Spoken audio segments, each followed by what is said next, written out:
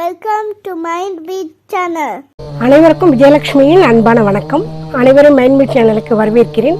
விநாயகர் சதுர்த்தி அன்னைக்கு எந்தெந்த இலைகள் மலர்களால் அவரை வழிபடுவது சிறப்பு, விநாயகருக்கான மந்திரம் எல்லாம் பார்க்கலாம். வாங்க வீடியோக்குள்ள போகலாம். விநாயகர் பிறந்த நாள் தான் விநாயகர் சதுர்த்தி. பார்வதி தேவியால உருவாக்கப்பட்டவர் விநாயகர்.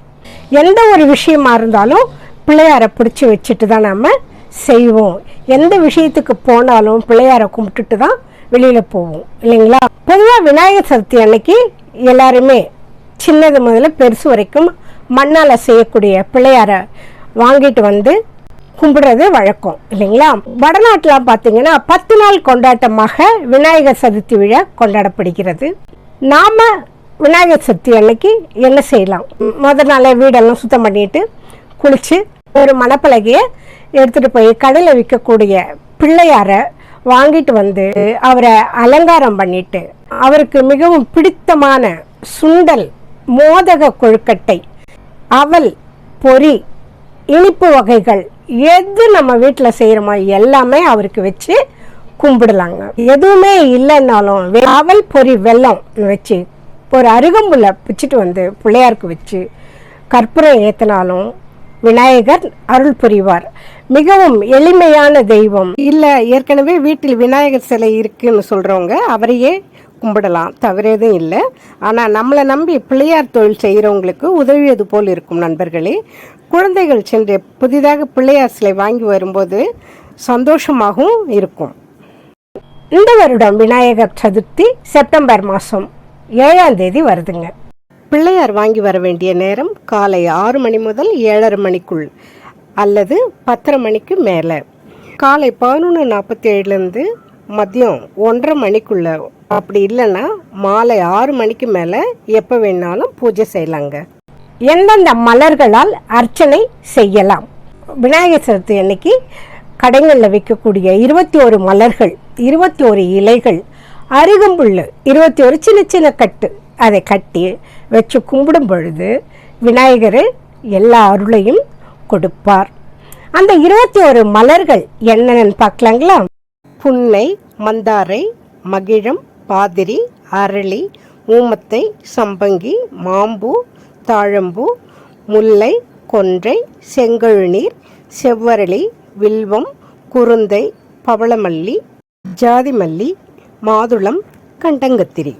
21 வகை இலைகள்: மாசி, பருகதி என்னும் கிளா இலை, வில்வம், அருக்கு, ஊமத்தை, இலந்தை, நாயுருவி, துளசி, மாவிலை, தங்க அரளி, விஷ்ணுகிரந்தி, மாதுளை, மருவு, நொச்சி, ஜாதிக்காய் இலை, நாரிசங்கை, வன்னி, அரசு, நுணா, எருக்கு, தேவதாரு.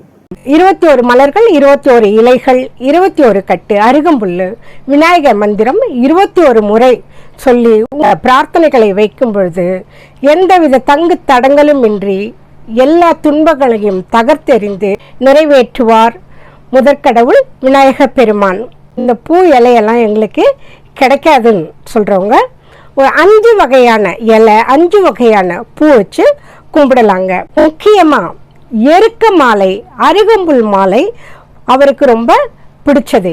இதையும் போட்டு அவருக்கு பிடித்தமான பொருட்களை எல்லாம் வச்சு ஓம் தத்புருஷாய வித்மகி வக்ரதுண்டாய தீமகி தன்னும் தந்தி பிரசோதயாத். மிகவும் எளிய மந்திரம் ஓம் கம் கணபதாயே நமக.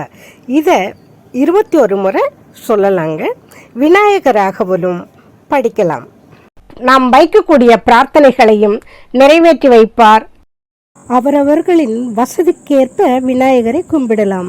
பூஜை முடிந்து 3 நாட்கள் விநாயகரை வீட்டில் வைத்து தினமும் உங்களால் முடிந்த சுண்டல், கொழுக்கட்டை அல்லது பொரி, கடலை வைத்து கற்பூர ஆராதனை காட்டி கும்பிடலாம். 3வது நாள் விநாயகரை குளம், ஆறு, ஏரியில் கரைத்து விடலாம்.